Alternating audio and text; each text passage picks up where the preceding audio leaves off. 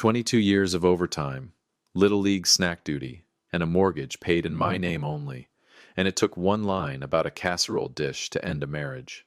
My name is Walter Doyle Hutchins, and I go by Walt. I live on Birchwood Court in a town called Fenwick, outside Rochester, New York. Snow 9 months a year, good schools, a lake 12 minutes from my front door. I drove a 2016 Ford F-150, paid off, dented on the tailgate from hauling firewood, because that's what I do, I haul things. I retired 2 years ago, after 31 years, at Rochester Gas and Electric, lineman first, then crew supervisor. You don't retire from that job soft. Your hands stay hard, even after the paycheck stops. My wife, Denise, drives a leased 2024 Lexus RX, pearl white, the kind of car that gets valeted even at a strip mall. We hadn't been the same kind of people for a long time. I just hadn't said it out loud yet, not even to myself, not until the casserole dish. When I met Denise, she was 34 and working 2 jobs to keep her nursing license current, while paying off a bankruptcy from her first marriage. Her ex had run up credit cards in her name and left her holding $41,000 of debt she didn't create. She couldn't get approved for her own apartment. Collectors called during her lunch breaks at the hospital. She was sharp, funny, exhausted in a way that broke something open in me. I was 41, a crew supervisor with 20 years already logged, a pension building quietly in the background, like a second heartbeat nobody could see. I had savings, not flashy, but real, the kind you build by not buying things for 2 decades.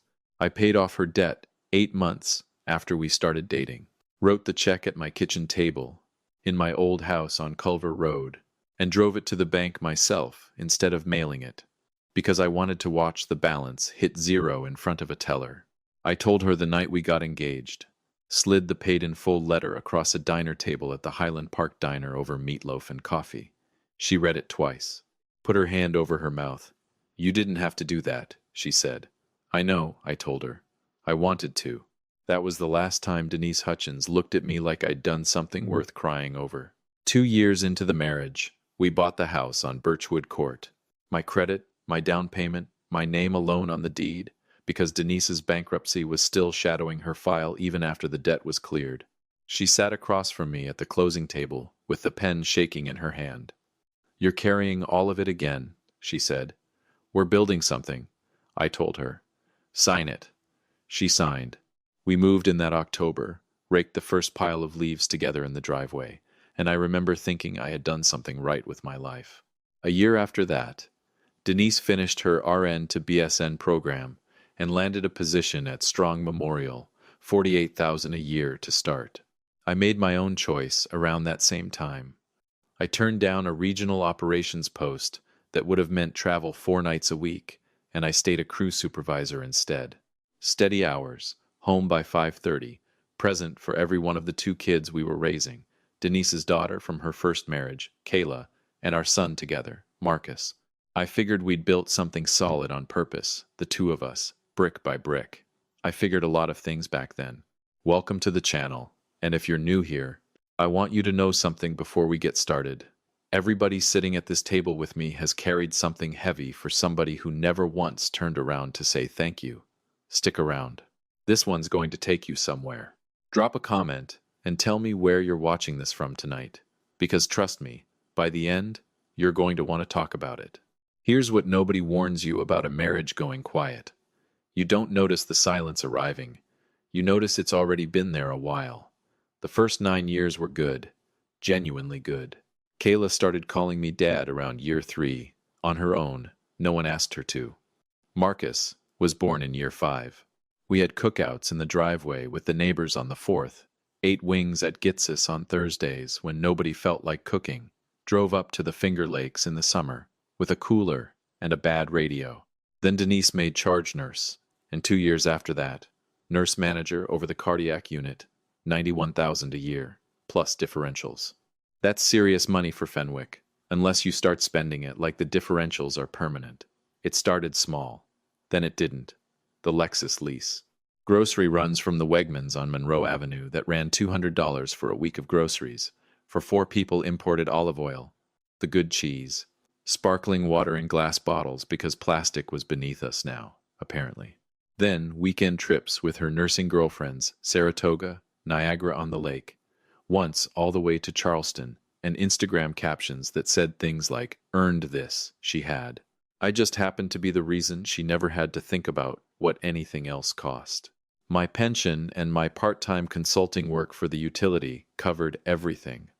Fixed the mortgage at $1,900 a month, the property taxes twice a year, homeowners insurance, the health plan that covered all four of us without a single gap, because I kept my retiree coverage active for the family, even after I stopped working full-time. Every dollar of mine was already spent before I saw it.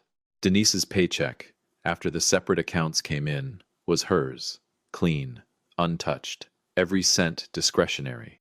She was living like the money had no bottom, because as far as her half of the ledger was concerned, it didn't. I was the bottom. The separate accounts happened about 4 years into her promotions. "I need my own financial identity," she told me one night while wiping down the counter. "It's not about you, Walt. It's about me finally having something that's mine." "Sure," I said, because that's what I did. I kept the peace, kept the lights on, kept telling myself she was working through something. What I didn't understand yet was what splitting the accounts would eventually make impossible to ignore. Once the money was separate on paper, the math stopped lying. I had nothing left most months. Not because I was careless, because I was carrying the whole house on my back, and she was carrying a purse. It was a Sunday dinner, about a year and a half ago, that first turned my stomach.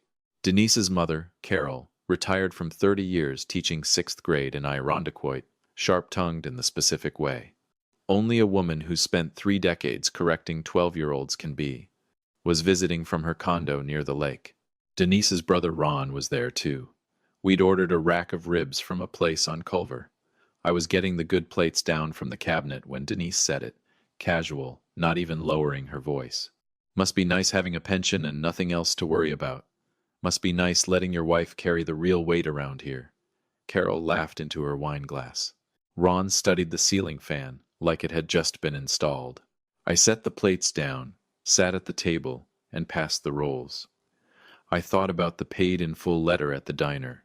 I thought about the deed with only my name on it. I passed the rolls and said nothing. That was the night I started understanding exactly what I had built, and exactly who thought they'd built it instead. But the kids, that's the part that still gets me sideways when I let myself sit with it. Kayla is 19 now, in her 2nd year at MCC, working toward her own nursing degree, sharp and private, more like her mother than either of them would admit out loud. Marcus is 14, quiet, funny when he forgets to be careful, obsessed with hockey, the way only a kid raised 20 minutes from a rink can be. I drove them both to school for years, down East Avenue past the Cobbs Hill Reservoir, every single morning, snow or not. I made the lunches. I sat through every practice, every dentist appointment, every parent-teacher conference where Denise texted that she'd try to make it, and mostly didn't. I cooked 5 nights a week real food, pot roast on Sundays, my mother's recipe for chicken and biscuits when somebody had a bad week. And somewhere in there, my own kids started looking at me the way their mother did. One evening in October, Marcus came to me about a travel hockey team, a real program, tournaments across 3 states. The fee was $3,800. I looked at the calendar. The property tax bill was due in 9 days. "Bud," I said, "let me sit down with your mom and figure out the timing. I want to make this happen. I just need a couple weeks." He nodded, but his shoulders dropped in that specific way kids' shoulders drop when they've already learned where the disappointment usually comes from. Denise walked in from the garage, still in her scrubs. She dug in her bag, set a black card on the counter. "Here you go, baby. Mom's got it." She looked at our son, not at me, not once.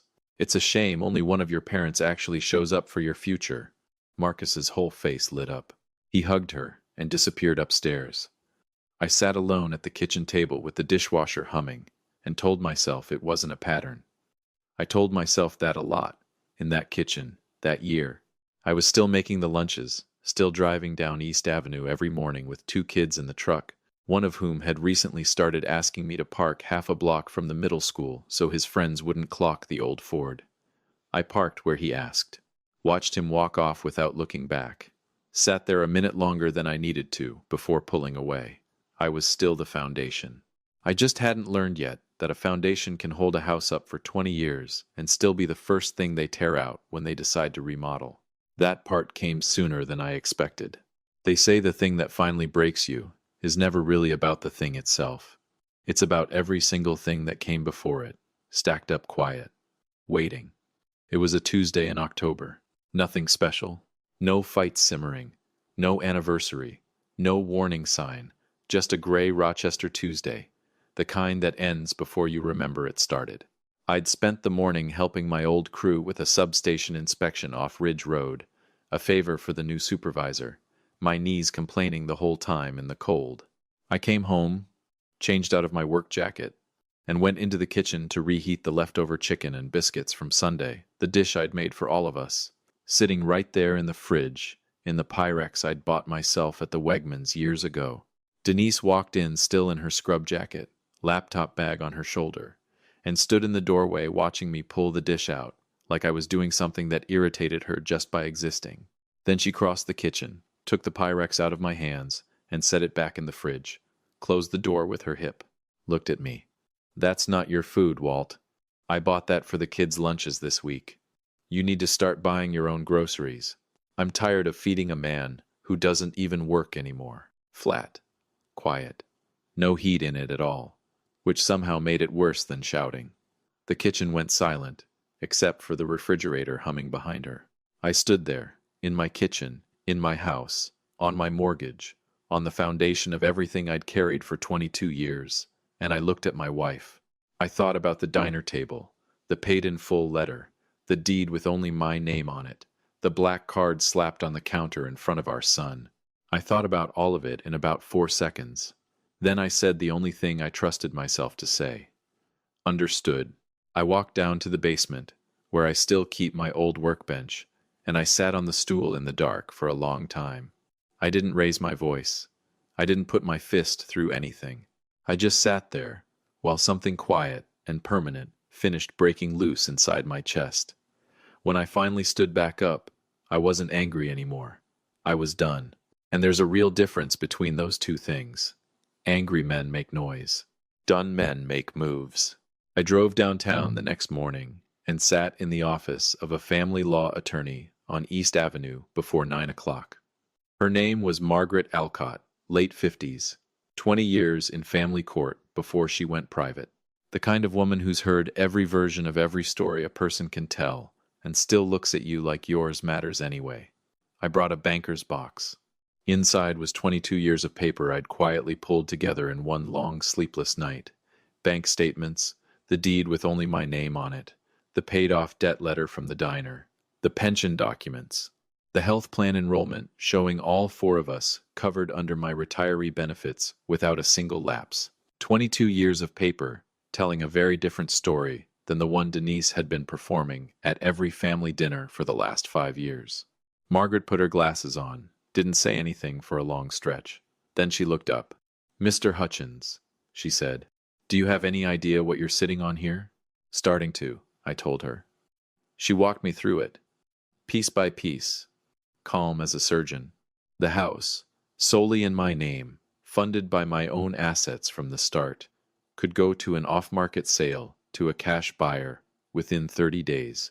The equity would root straight into a court escrow account, and offset against the marital debt I'd cleared before we ever married, $41,000, documented, paid in full by Walter Doyle Hutchins before Denise ever drew a nurse's paycheck as his wife.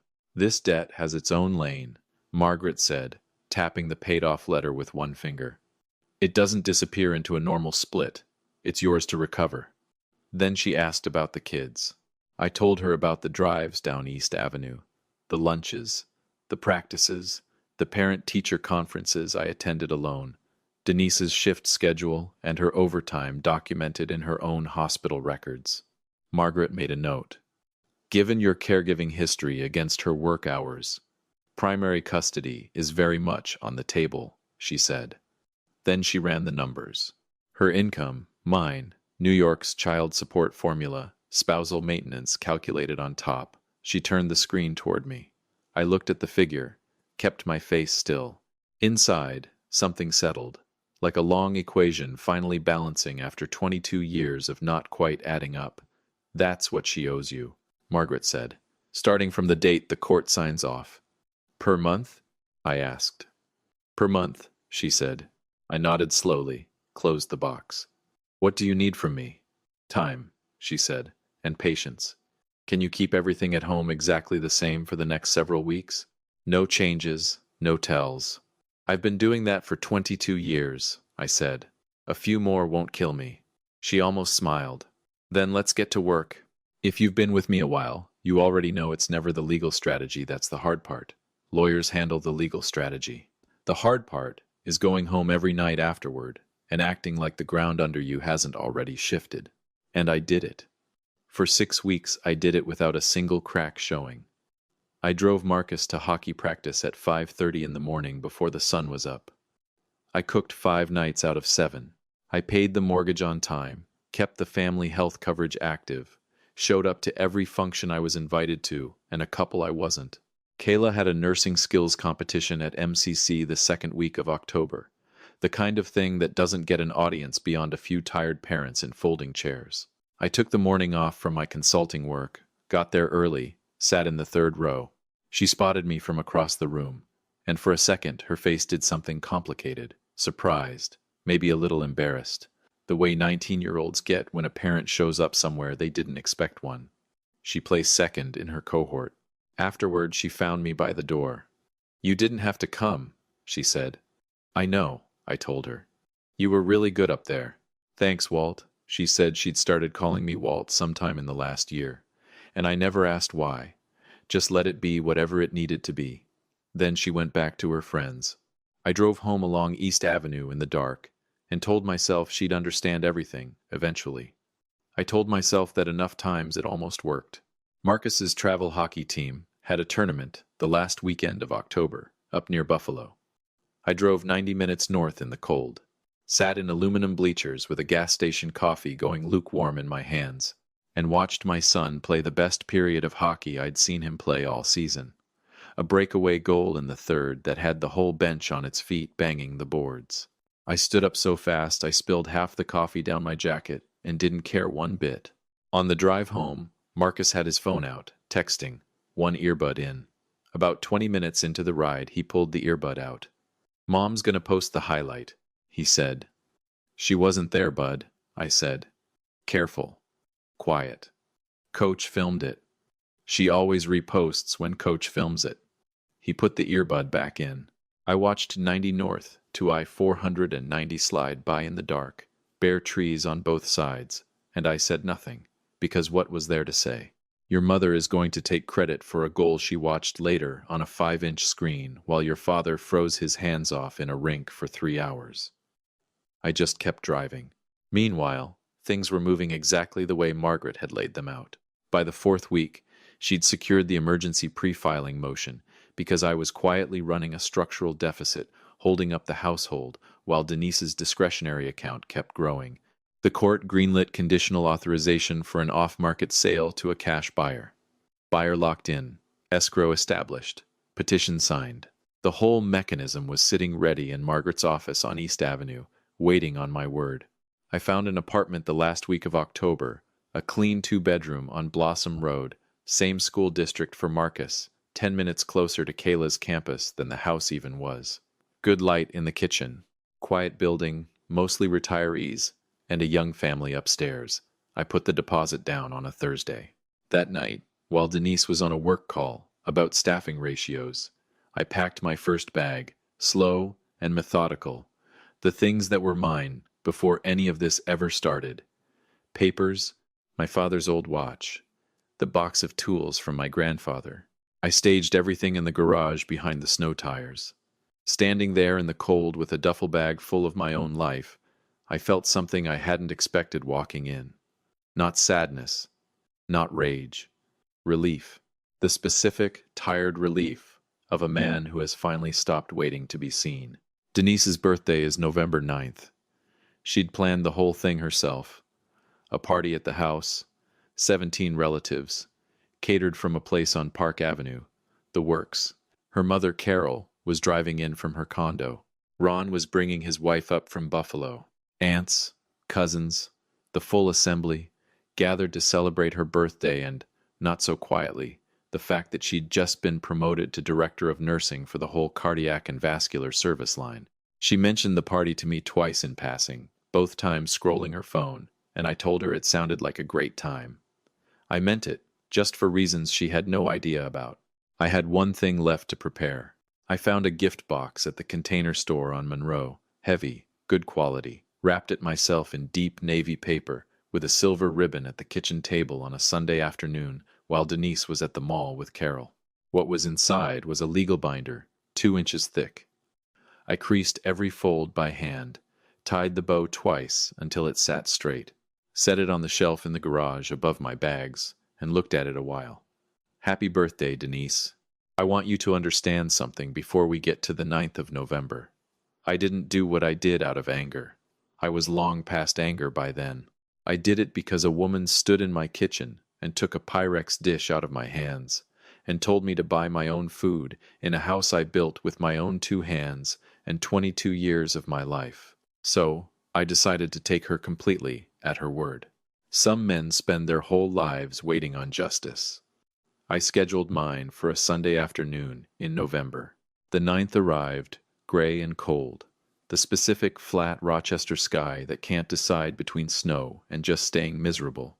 I was up at 6, made coffee, stood at the kitchen window looking out at the yard the maple Denise had planted the second summer we lived there, the deck I resealed every other spring, the fence I put in myself over a July weekend, while Marcus handed me screws and asked me questions about everything except what I was actually doing out there. I built a good life in that house. I just wasn't the one living inside it anymore. Not really. Not for a long time. By 10, Denise was in full production. She'd hired the caterer from Park Avenue, the kind that shows up in black aprons and sets out chafing dishes with quiet efficiency nobody notices until it's gone. The dining table was extended full length. A banner across the back wall read, "Celebrating Denise," in gold script, which told you everything about the shape of the afternoon before it even started. I helped carry folding chairs up from the basement, smiled at the caterers, acted like a normal husband at a normal party. Nobody in that house had any idea it was the last Sunday it would ever be mine. They started arriving around 1. Carol came first. Swept in through the garage door in a wool coat like she owned the place. Kissed her daughter on both cheeks, and began narrating the house to Denise's Aunt Pauline, like a realtor doing a walkthrough.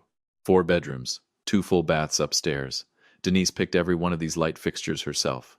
I was 8 feet away when she said that. I let it go. 22 years of practice. Ron arrived with his wife Beth. Good guy, Ron, the kind of man who finds the nearest other husband at a family party and sticks close for survival. He found me by the garage fridge within 5 minutes, and we stood there talking about the bills, with the specific relief of 2 men who'd found neutral ground. By 2, 17 people filled the house.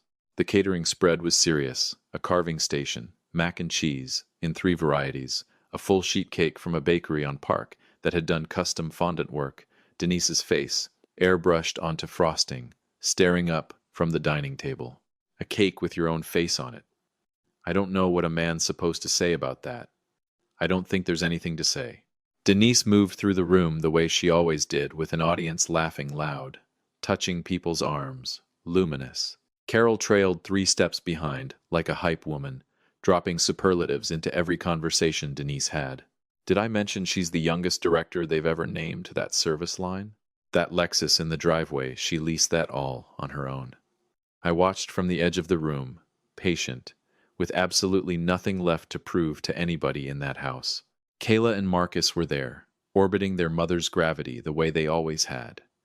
Kayla was near the window on her phone. Marcus was hovering by the dessert table. Neither one had said more than a handful of words to me all afternoon, which, by the math of the last year, was about average. The Navy gift box sat on the hallway console where I'd placed it at noon, ribbon facing out. Nobody had asked about it yet. Good things come to men who wait. They sang at 3:15. The caterers dimmed the kitchen lights. Carol stood beside her daughter, with a hand pressed to her chest, like she was watching a coronation. 17 people crowded into the kitchen doorway, phones raised. I stood at the back and sang along, soft.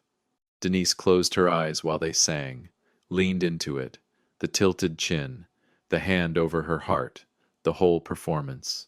She had built her entire adult life around moments exactly like this one being witnessed, being the center of something. I thought, enjoy this part, Denise. This is the last 30 seconds of the life you think you're standing in. The song ended. Applause. Somebody called out for a speech, and she laughed it off with the practiced modesty of a woman who absolutely wanted to give one.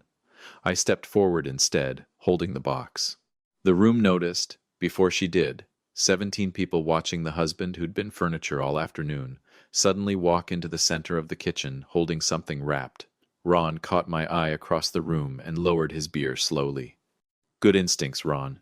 Denise turned and saw the box. Glanced at her mother. A small, involuntary smirk crossed her face, the kind that comes straight from years of knowing exactly what to expect from me. Let's see what he managed to pull together, she said, half joking to the room. She took the box, held it up for a second for the crowd, set it on the island, pulled the ribbon, tore the paper, lifted the lid. The room kept making small party noise, ice in glasses. Someone laughing near the hallway while Denise just stared into the box for a few seconds. Her brain doing the thing where it refuses what the eyes are already sending it. Then the color left her face all at once, like someone had pulled a plug behind her eyes. She lifted the top page with 2 fingers, like it might be hot. The divorce petition. Beneath it, the sole custody motion. Beneath that, the court's emergency order, granting me authority over the marital assets for liquidation, alongside the signed intent to close from the cash buyer. Not an eviction notice, a clock, already running. And sitting right on top of the last section, circled in red by Margaret Alcott herself, the monthly maintenance figure New York had calculated based on the gap between Denise Hutchins's income and her husband's. $2,900 a month, payable by Denise, starting the following Friday. The kitchen went completely silent. Then Carol looked over her daughter's shoulder, read just enough to understand, and the kitchen stopped being silent at all. Are you out of your mind? On her birthday, Walter? In front of her whole family? Carol's voice climbed above everything else, sharp and well-practiced, the voice of a woman who'd been sharpening it for men like me her entire life. You bitter, small little man. You have always been small, and this just proves. I turned and looked straight at her, let her run out of air on her own before I said anything. Carol, I said, my voice even, cutting cleanly through her noise. You've spent 5 years bragging at every dinner about how your daughter carries the real weight in this house. Well, now she gets to carry it for real. Her first payment's due Friday. The color drained out of Carol's face fast enough that she had to grab the doorframe to steady herself. I turned away from her. She had nothing left to throw. I looked at my kids. Marcus had come in from the dessert table when the singing started. Standing near the doorway, phone forgotten in his hand, reading the room the way athletes read a rink fast, instinctive. Kayla stood beside him, her cousin nowhere in sight now, watching me with an expression I had genuinely never seen on her face before. Not embarrassment, not pity, something closer to the first real moment of understanding a person can have about their own life. I spoke to both of them, not loud, because the room had gone quiet enough that I didn't need to be. For years, you two have watched your mother tell a story about who carries this family, and I let her tell it, because I didn't think it was my place to argue with your mother in front of you. But here's what nobody ever told you. Before either of you were born, I paid off $41,000 of debt that wasn't mine, so your mother could even start the career everybody's celebrating today. I turned down a promotion that would have tripled my time on the road, so I could be the one who made your lunches, drove you to practice, sat in the cold at every single game, including the ones where you asked me to park half a block away so your friends wouldn't see the truck. Kayla made a small sound, almost involuntary. Marcus didn't move, but his jaw tightened in a way that told me it was landing somewhere real. My pension paid the mortgage that's kept a roof over your heads for 22 years, every single month, while my account sat empty, and your mother's went to Wegmans in Saratoga, and a car neither of us needed. I paused, let it settle, then turned to Denise. She was gripping the edge of the island with both hands, the binder open in front of her, not crying past crying, somewhere hollower than that, the place you land when there's nothing left worth performing for. 3 weeks ago, right here in this kitchen, you took a dish out of my hands and told me to buy my own food. Told me you were tired of feeding a man who doesn't work anymore. So I did exactly what you asked. Short pause. I took my name off your life. The house is sold, because it was always my house, Denise, mine alone, and the equity is going straight into escrow to pay off the exact same debt I cleared for you before you ever wore my ring. Since your income runs so far ahead of mine now, the court ordered you to pay $2,900 a month starting Friday. Since I've been the one actually raising these two for the last decade, I have primary custody. They're leaving with me tonight. You've got until the end of the week to take what fits in the Lexus before the locks change. I looked at her one last time. Happy birthday, Denise. I walked down the hall to the garage. My bags were exactly where I'd left them, zipped, ready. I carried them out to the truck, set them in the bed, and stood at the front door pulling my coat on. Behind me, the house had turned into its own particular kind of chaos. Carol's voice, somebody crying near the dining room, low, urgent conversations breaking out in every corner, like small fires catching. The catering crew had gone still by the chafing dishes, professional enough not to move, human enough to watch. I stood by the truck and waited. 15 seconds, 30. Then footsteps on the garage steps. Marcus came out first, backpack over one shoulder, didn't say a word, just looked at me, looked at the truck, looked back at me, and walked to my side. Kayla came about 10 seconds after him, jacket half on, one arm still finding the sleeve, eyes red but her chin up. She stopped in front of me. Walt, she said, and didn't finish the sentence, because she didn't need to. I know, I told her. Come on. We got in the truck. I backed out of the driveway slow, past the lit-up windows of a party that had stopped being a party, and pointed the Ford toward Blossom Road and whatever came after this. Marcus had one earbud in, but no music was playing. Kayla watched the house shrink in the side mirror without saying anything. About halfway down the block, she said quietly, mostly to the window. The tournament in Buffalo, were you actually there the whole time? Every period, I said. She nodded, looked down at her hands. Marcus pulled the other earbud out and set his phone face down in his lap. Nobody said much else after that, and that was fine by me. We had time now. I had the pension, the health coverage, the 2-bedroom on Blossom Road with room enough for both of them, primary custody and a court order, and the specific, unshakable quiet of a man who finally stopped waiting to be remembered and decided to remind everyone himself instead. We drove north on 590 through the dark, bare trees on either side, and somewhere past the Blossom exit, the sky finally gave up and let a little snow start falling. Soft, the first of the season. I turned the heat up higher. For the first time in longer than I could put a number on, everybody in my truck was exactly where they were supposed to be. If this one hit home for you, you already know a Walter. Hit that like button, subscribe if you're new, and tell me in the comments where you're watching from tonight. And if you want to know what happened when Denise showed up at that apartment on Blossom Road 8 weeks later, trying to talk her way back in, let me know down there. I'll see you in the next one.